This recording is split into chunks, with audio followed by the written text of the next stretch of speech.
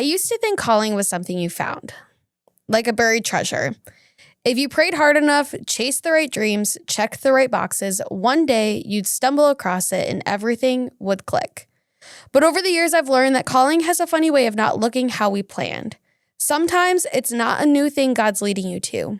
It's the old thing He's asking you to see differently. Hey friend, welcome to the Between the Pages podcast, where we explore navigating life's peaks and valleys with bold faith. Join us bi-weekly as we dive into meaningful conversations with guests, team members, and community leaders. Together, we'll tackle topics that challenge and encourage, helping you live out your faith between the pages of everyday life.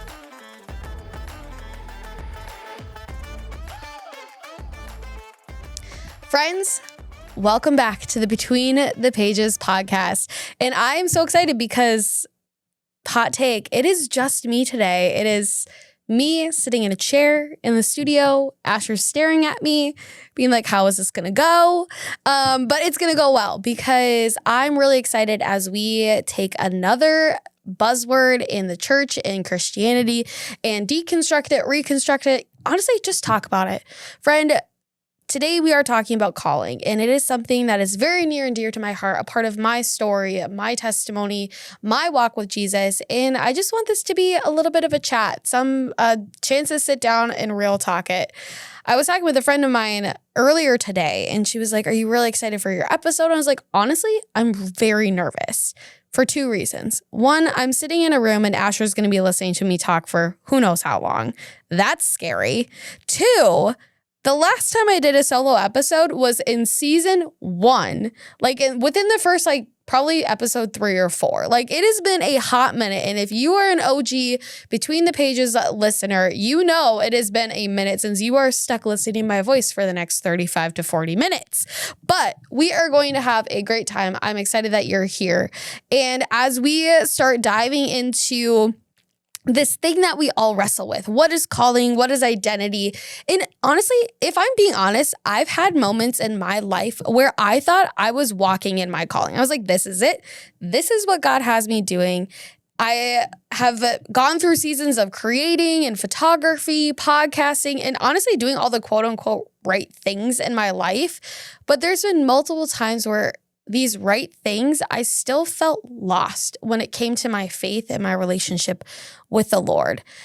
And I was doing all these things. I was like, God, I'm doing all these things for you. Why do I still feel lost? Why do I feel like I'm trying to just figure out who I am, what I am?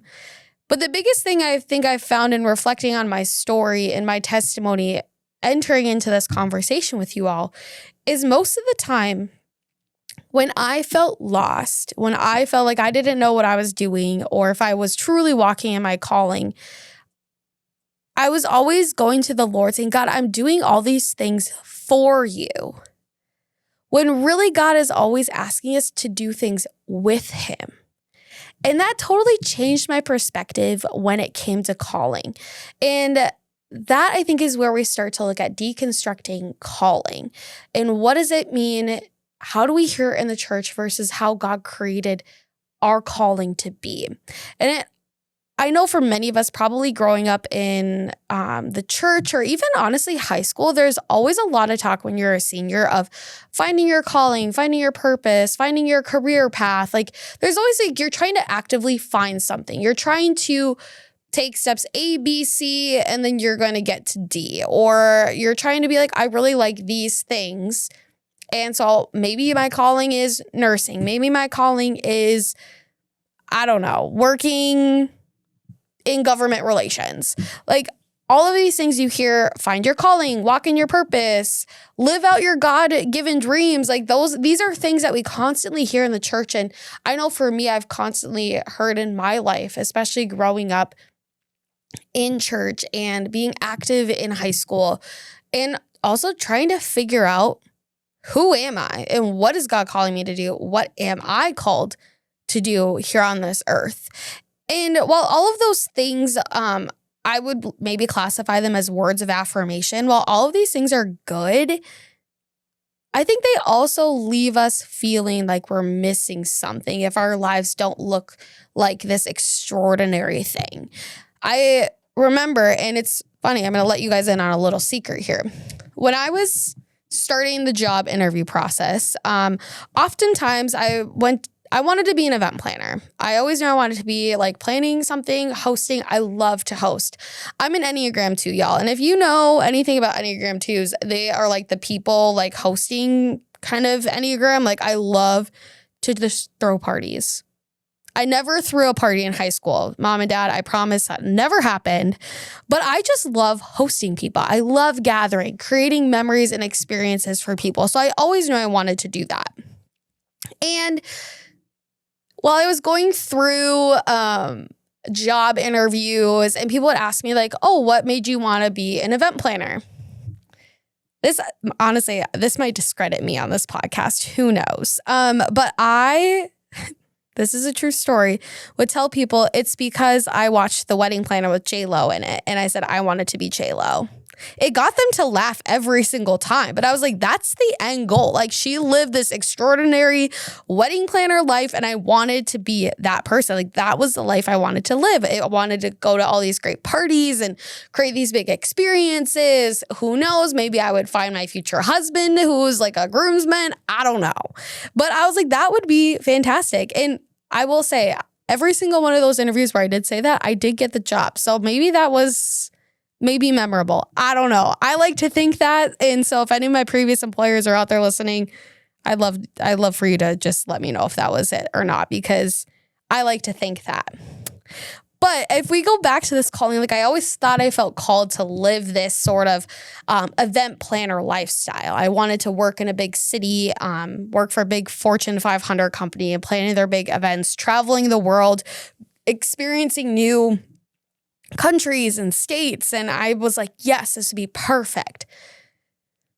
But when we kind of lean into this whole like, oh, find your calling, find your purpose, find what you're passionate about, it's always about like finding something where oftentimes after that, we're like, we think we find it, but we still feel like something's missing because we aren't living up to this expectation that we had in our head.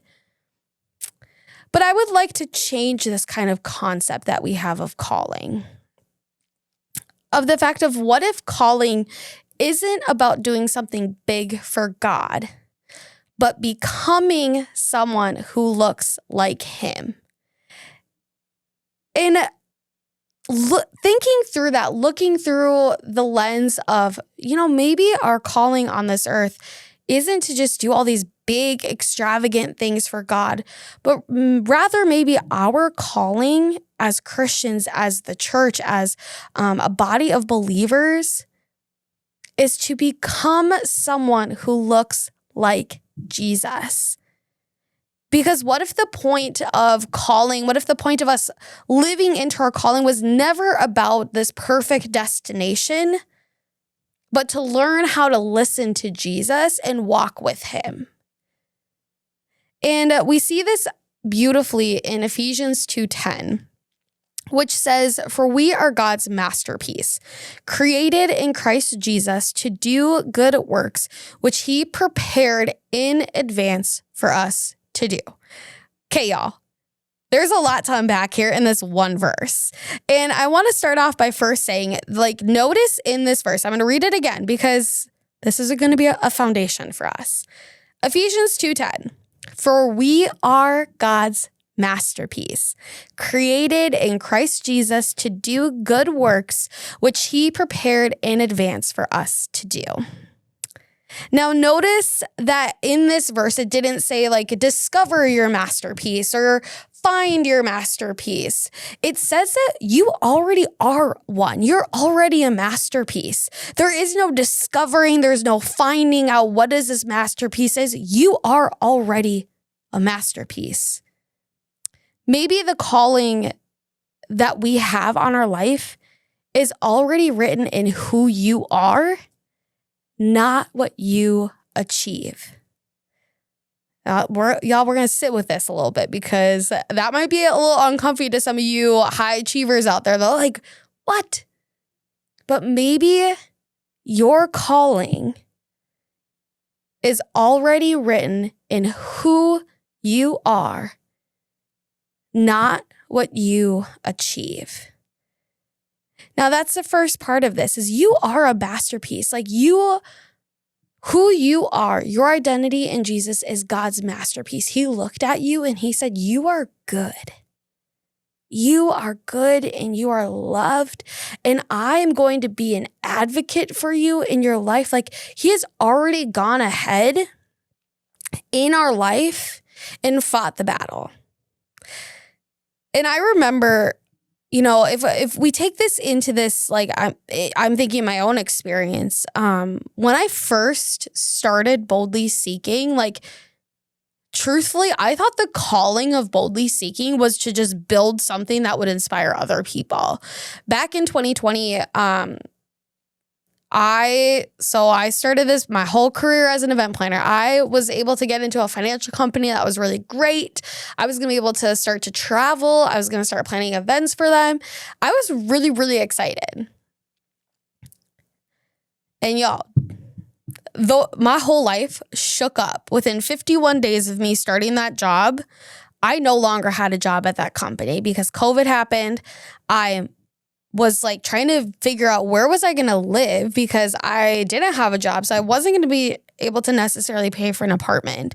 So I moved into my apartment in January. I started my job in February. I was laid off 51 days later. The world shut down. I moved back to Duluth with my parents. And at that point, like moving in with your parents when you were like 23 years old was like, oh, I am losing a lot of independence. Like I'm gonna have to figure out this whole like way of living again. And now I don't know what I'm gonna do with my life because this whole vision that I had for myself, for this calling that I thought I had of being this corporate event planner and planning these extravagant parties was no longer, it literally could not happen in 2020. People could not gather. You could not host parties. Weddings were getting canceled. And so I really didn't know what I was gonna do with my life. And so as I started sitting with the Lord more and more in that time where the world literally stopped and there was, honestly, hate to say it, but there was really nothing else to do other than sit with Jesus and spend time with him, that I began writing these little devotionals that I would share with my friends and like speak them over our friend groups. And eventually a lot of friends, and if you've been with us for the last handful of years, like you've heard this story before of how Boldly Seeking started. And I would share these devotionals or these like small writings with friends. And they're like, you should start a blog. Well, shocker, everyone else was starting a blog in 2020. So why would I just follow what everyone else is doing? Like that doesn't make any sort of impact. If I'm going to do something like this, like I want it to be impactful and inspire other people. And so I started tossing around like, what does starting a ministry look like? Like, what does that look like? I don't know.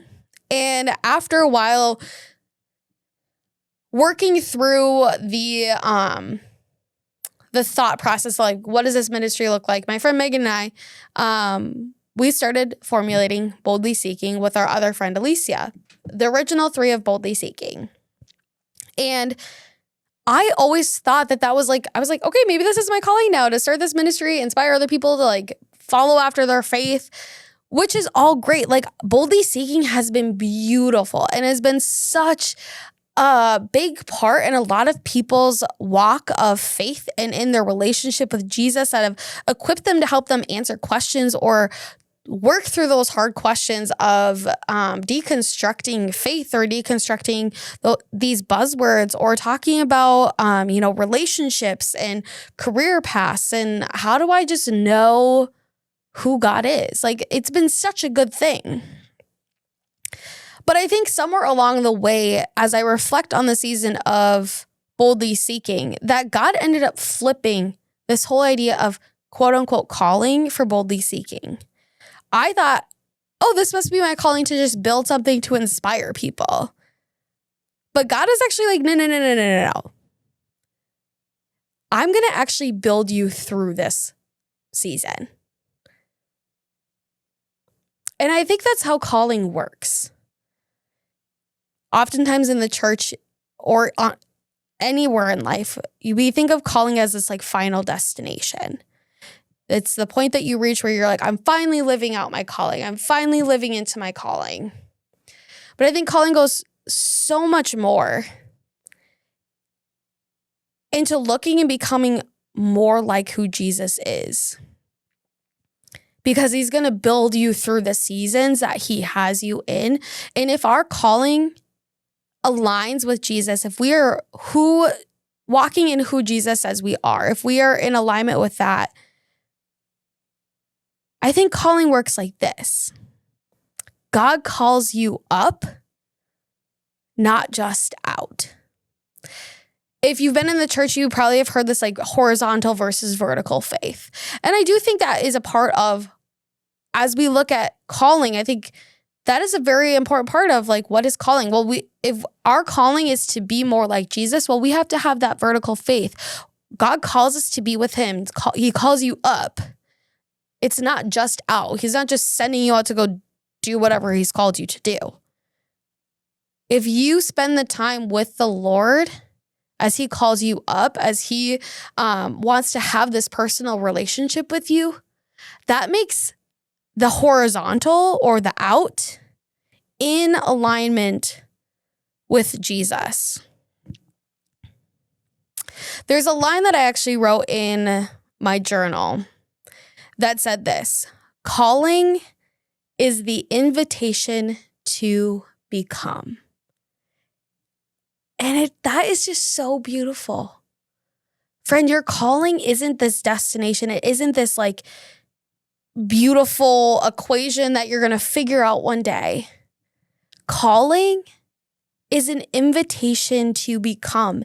And if we think of calling, if we think of living our life to become more like Jesus as our calling on earth, and everything else just aligns with that, honestly, there's nothing really to stress about. Calling isn't to perform. It's not to prove anything. It's to become who God already says you are. Hey friends, a quick pause to remind you that Between the Pages is a listener-supported podcast. Everything we do here at Boldly Seeking flows out of our mission to see revival start in us and spread into the world around us. If this podcast has encouraged you, you can come alongside the mission by giving, whether that's a one-time or monthly tax-deductible gift, or by checking out our store online using the link in the show notes. We just released our newest revival collection, which is a tangible way to wear the message we're living out together. However you choose to support, you're part of what God is doing through Boldly Seeking. Thanks for being here with us, and let's get back to the episode. And calling and identity, I think, are two words that oftentimes get played in with each other. Because it's like, okay, my calling is what defines who I am, and my identity should help define what my calling is. And I think when life shifts, when roles change, or plans that like don't pan out the way we thought they were supposed to, or someone else gets something that you prayed for, it's easy to start questioning, who am I now? And to be honest, friend, like I've been there. Like I have literally been there.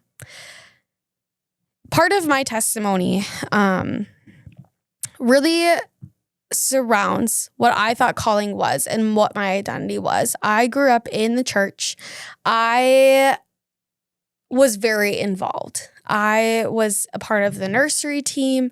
I would lead worship on Wednesday nights for youth group. I started leading worship Sunday mornings at church and was very involved. I was so involved. Now, I joke about this with my parents quite often, because if I was trying to be sick from school and like skip school and fake being sick, my parents would be like, oh, guess you can't go to church tonight. Are you kidding me? Like my parents used church against me. And I would be like, oh, I'm feeling much better because I wanted to be at church. Because that's where I was like, those are my people. That's my place. I'm like always involved there. Like people expect me to be there. Well, sure enough, the church, being involved in church, ended up becoming my battlefield.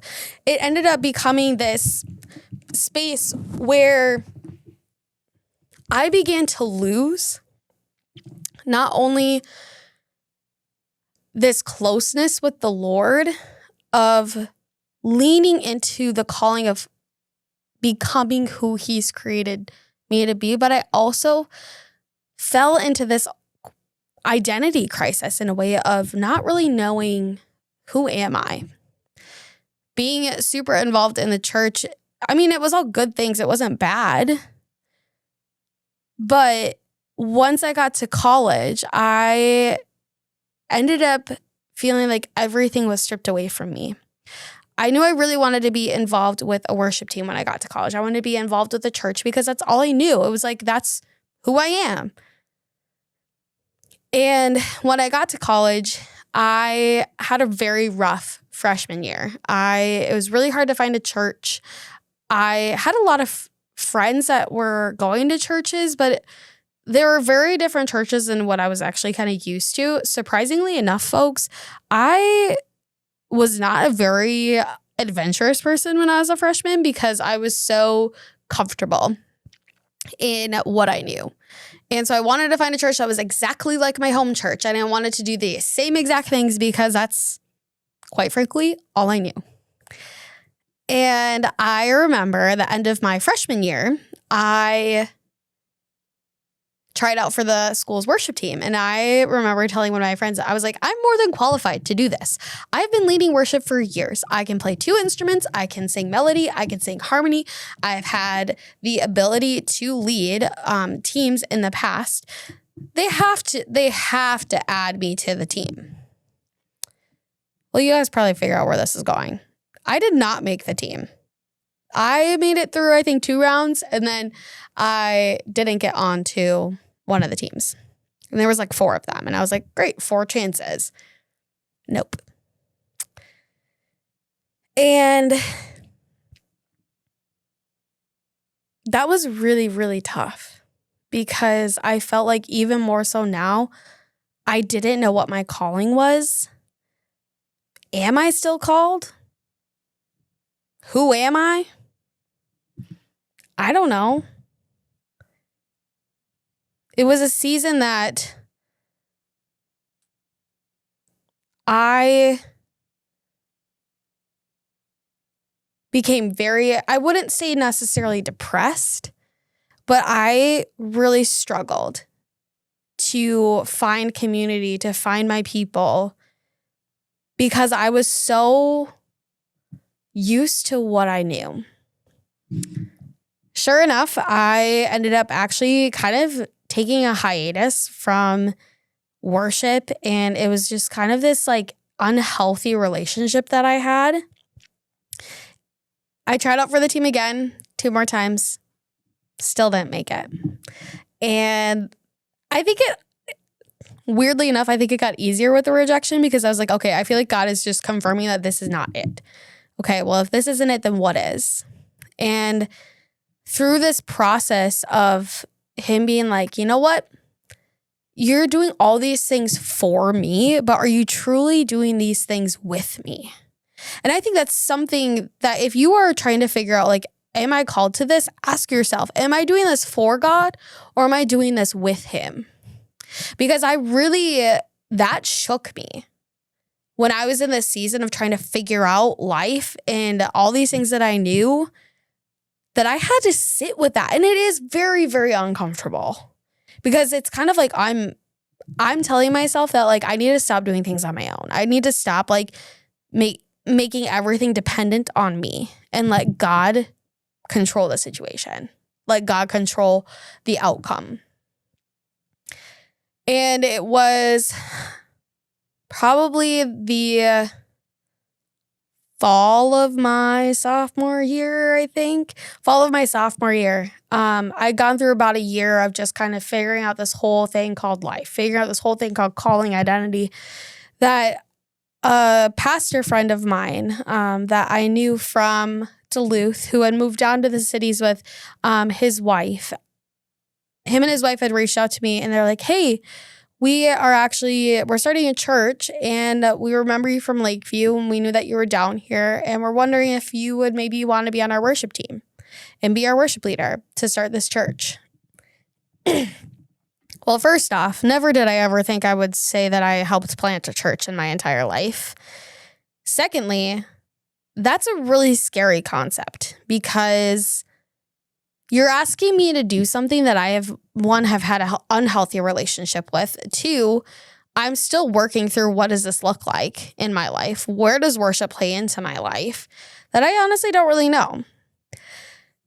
And so I did meet with them and we talked about it. And I remember kind of sitting with it for a couple days. It could have been a week. It's quite a few years ago.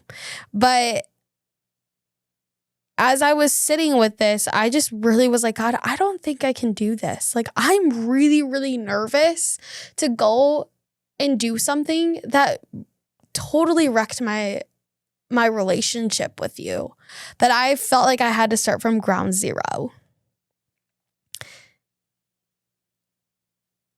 And I remember driving, it was like midday after class, and I was going to go meet with them, and we were going to kind of take next steps on how I was feeling. And they probably actually don't know this. I think a lot of people know this, but I don't know if I've ever told them kind of the backstory of how everything came to be. So Jenna and Jose, if you're listening, shout out to you guys. But I remember driving to the church. It was in a strip mall, and it's a Latin dance studio that does ministry during the week and then transforms into a church on Sunday mornings. And that was the whole concept of this church, to be an open place where people can just come and be, but also experience the Lord. And through the creativity of culture and dance, like it was a Spanish English church. It had a very Latin culture. It was so beautiful. But there was something that really I felt like nervous. I was scared. I was like, I don't think I can do this. And I remember driving and I was praying to the Lord. I was like, God, if this is something that you want me to do, you have to make it very, very clear, because I'm about to walk in there and say no.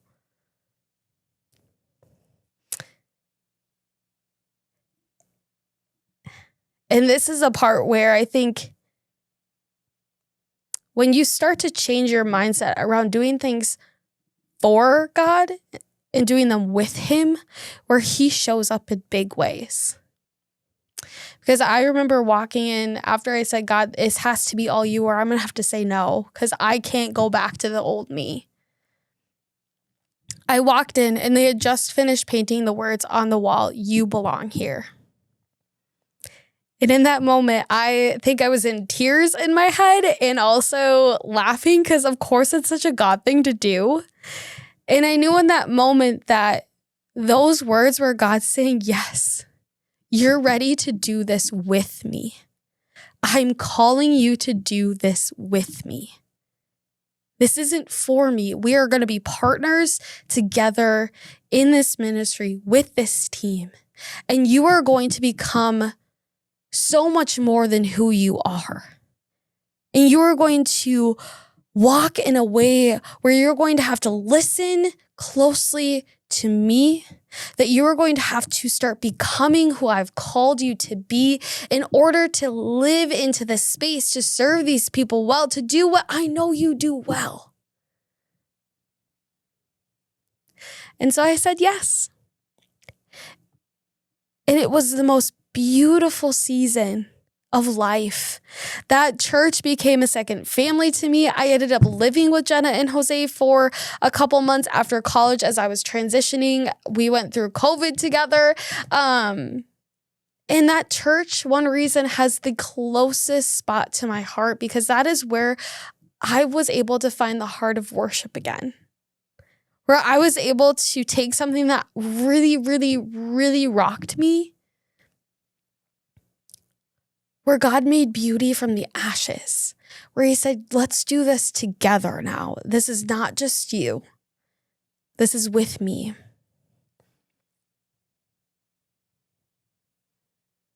Friend, I've been there. I've been there when seasons look different, when we are shaken to rock bottom, when maybe the platform that you thought you had is really quiet. And I have found myself, like I said, asking, am I still being called? Was I still being called in this worship space? Was I still being called as a wedding planner? But in all of these things that I have, when I've asked the question, am I still being called, God? The whisper that I felt back from the Lord was simple. Am I still being called? Yes, because you are still mine. If you're listening right now and you've been wondering what your next step is or why your life doesn't look like someone else's calling, and maybe, just maybe, friend, the point isn't to figure it all out. Maybe it's just to stay close enough to Jesus to hear when he calls your name. And I want you to hear this, that before God called you to anything, before God called you to anything, something, whatever it is, he called you his.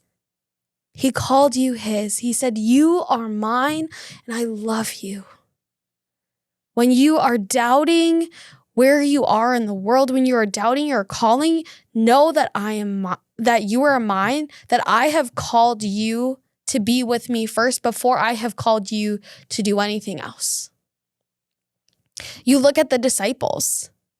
God called the disciples to follow him before he sent them out 2 by 2 to go spread the gospel. He wants that relationship with you, to be an advocate for you, to be your teacher, for you to learn and apprentice under Jesus, to live like he did here on earth.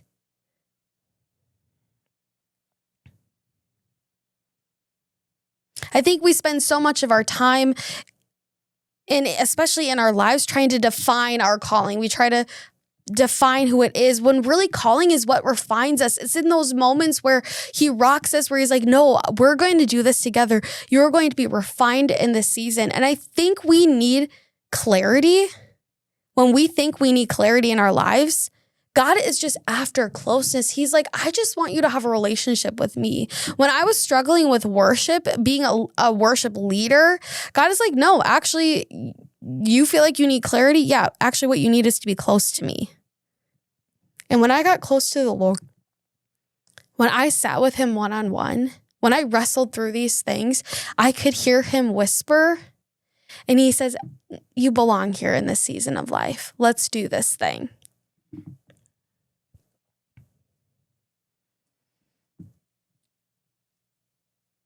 Even in the life of boldly seeking, there's been so many times where I'm like, God, this might be it. This might be the last episode we ever do. This might be the last blog we ever do. And I start to doubt these things. And then I'm realizing once I start doubting where God has me in a season, it might be because I'm trying to control the outcome rather than sitting close with the Lord and listening to what he says. When I look back at the past few years through photography, through building this podcast, through building Boldly Seeking, through the moments of saying yes, there are just as many moments of letting go. And I start to see a pattern. Every time I try to make calling about what I do, God reminded me it's about who I'm becoming. Friend, I can't say it enough. Calling isn't about the destination. It's about becoming who God created you to be. It's about learning more and more how to be like Jesus, to do as Jesus did, to live like he lived on this earth. There's been a verse that's been anchoring me a lot, honestly, over the last handful of months. And I've had the privilege of spending a lot of time in this particular scripture through my small group and community group. And that's John 15:4. And it says, abide in me and I in you. As the branch cannot bear fruit by itself unless it abides in the vine, neither can you unless you abide in me. The thing about this, friend, about this word abide, is it's not passive. It's active dependence. It's choosing to stay when it's easier to strive. And maybe that's what real calling honestly looks like. It's not running ahead of God, but remaining with him.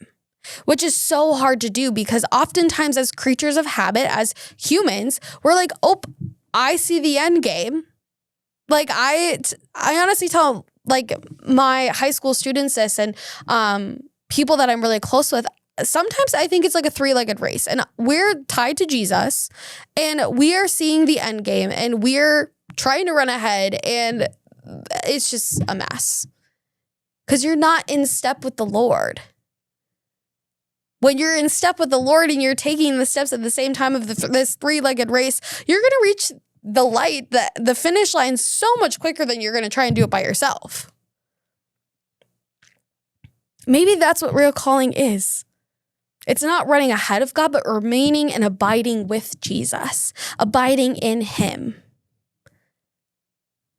Because unless you do that, you can't bear fruit. You can't do what he's called you to do if you don't sit with Jesus and stay close to him.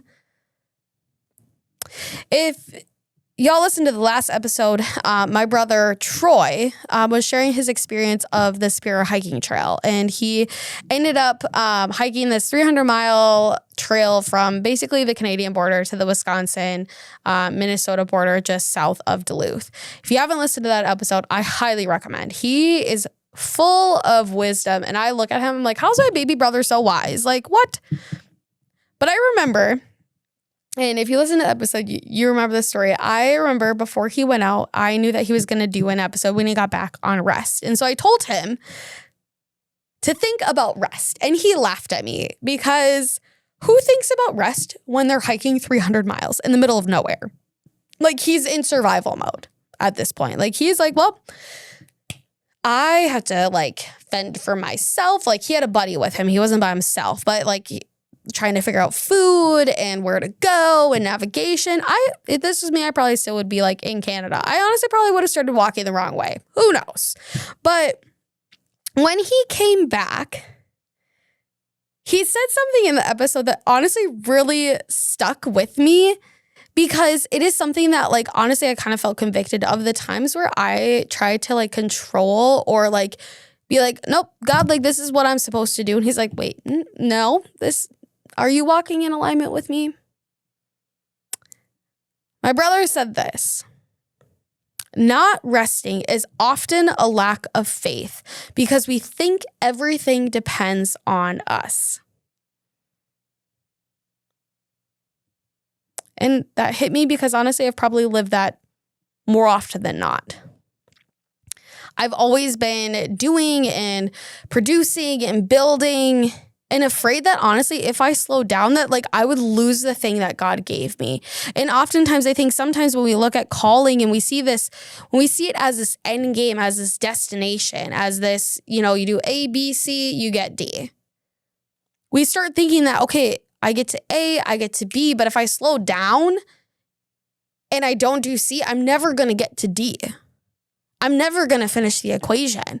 And so then we start getting into this habit of constantly doing things and having to strive for this perfect life, for this extraordinary concept of our calling that we have. When honestly, calling isn't sustained by our striving. Like our calling isn't sustained by what we do. If I'm being honest, friend, I thought my calling back in high school was to be J-Lo, the wedding planner. Friend, let me tell you now, that is not what I'm doing. Walking in alignment with the Lord has changed what that looks like. I don't work as a wedding planner anymore. I'm able to invest time into creating memories for weddings and families as a photographer. I'm able to invest time into boldly seeking to have and create these conversations that we all struggle with. That we're like, what is calling? What is the church? What is rest? What is deconstruction at its finest, honestly? I never thought 8-10 years ago that I would be sitting in this chair having this conversation with you. But God had a different plan. Because true calling isn't sustained by our striving. It isn't sustained by me trying to do exactly what J-Lo did to have the life J-Lo leads. Our calling is sustained by the Holy Spirit. Our calling is being able to sit and listen to when God calls us. We are able to say yes. As scary as it might be, I would beg to differ that yes is probably the hardest word in the English language. Because when we say yes, we're saying no to something. And more often than not, we're probably saying yes to something, and the no that we're saying to is the thing that we actually really want. But it's probably not something that God is like, no, actually, yeah, that's what I meant. Haha, just kidding. No, he's like, no, that's actually not the way we're going. We're going to go this way.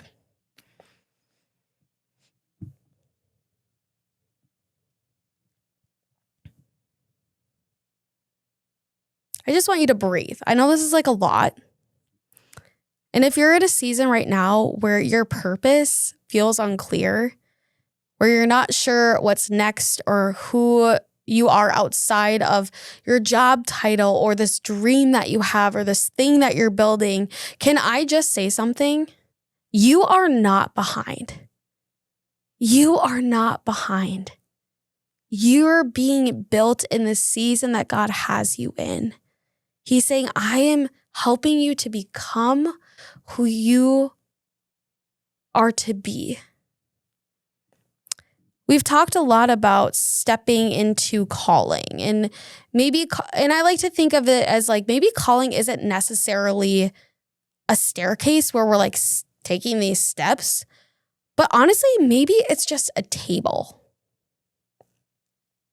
If you're involved in the church, oftentimes, I know for our church, the first Sunday of every month, we do communion and we break bread and we drink wine and all, like we do communion together. And it's this vision of sitting at the table together and sharing in the body and the blood of Jesus when he was crucified on the cross, because him being crucified on the cross allowed for us to have, honestly, access to eternal life. And maybe calling isn't this staircase, but rather it's the table. One where Jesus sits and he looks at you and he says, just be with me. That's where it starts, friend.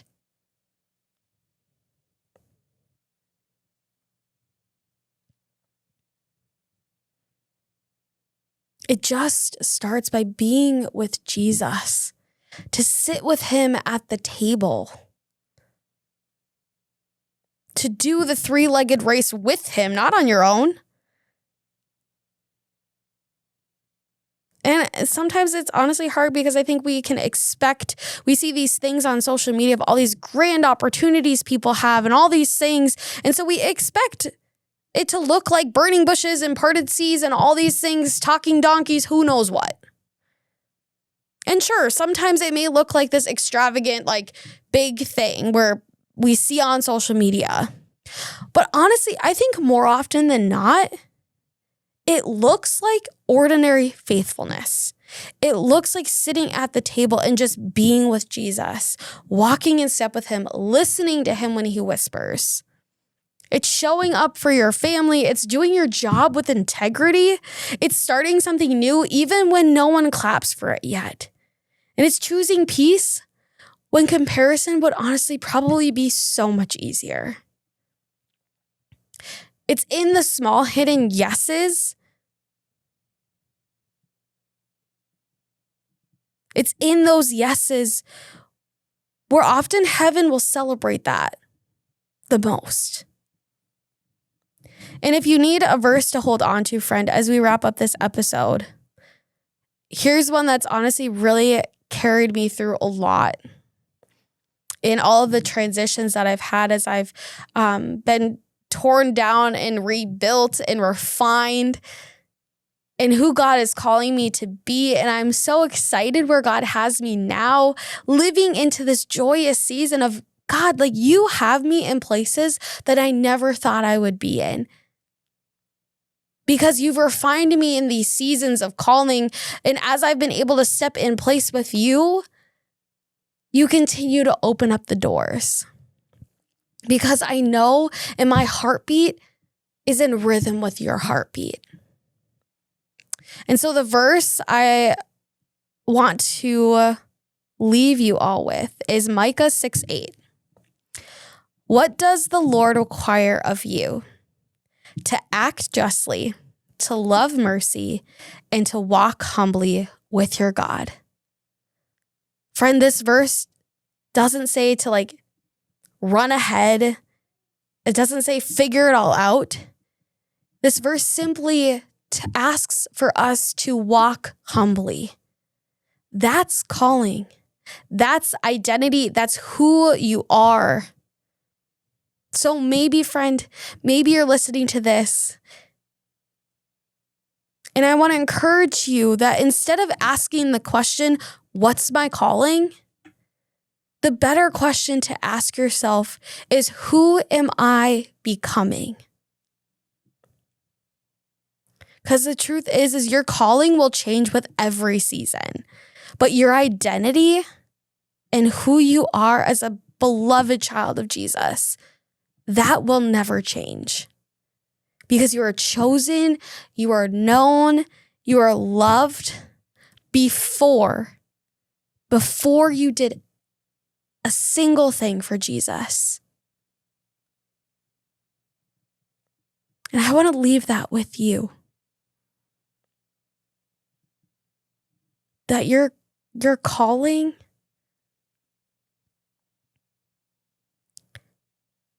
is to be who Jesus created you to be. And friend, I want you to hear this, that you are loved, you are known, you are chosen.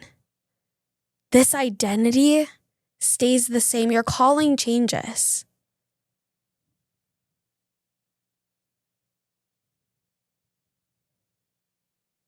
And he calls you those things, chosen, known, loved, before you ever did a single thing for him. Just sit with that. Sit with the truth that Jesus loves you. No matter what you do, he loves you and he wants a relationship with you. Friend, I want to thank you for sitting with me today, for having this conversation, for hearing a little bit more about my heart, my story, my testimony. I would say this is honestly probably the first time where I've sat down in front of a camera behind a mic and just honestly told you a lot of my struggles and how I got to the point where I am today. And I want to encourage you, if you are struggling with something, to talk with your community, to reach out to a friend, to have those conversations, because it is so helpful. It's so helpful. And if you need someone to talk to, you always know where to find us. You can find us over on Instagram or Facebook, or even our website. We'd love to connect with you. We'd love to help you walk through what does this season of refining look like for you as you become more of who God has called you to be, and who are you becoming? So friend, thank you so much for joining me. I cannot wait to connect with you all on Instagram, Facebook, wherever, and we will see you back here in a couple weeks. Thanks for spending time with us here on the Between the Pages podcast. At Boldly Seeking, our heart is to help you live out your faith with courage, to step boldly into the places God is calling you to, and to remember you're never walking this journey alone. If you've been encouraged by today's conversation, would you take a moment to share this episode with a friend, leave a rating or review, and join the Boldly Seeking community? You can connect with us on Instagram and Facebook to explore more resources or support the mission through giving or our store, all at boldlyseeking.online. Until next time, keep boldly seeking Jesus in your story, in your community, and in the world.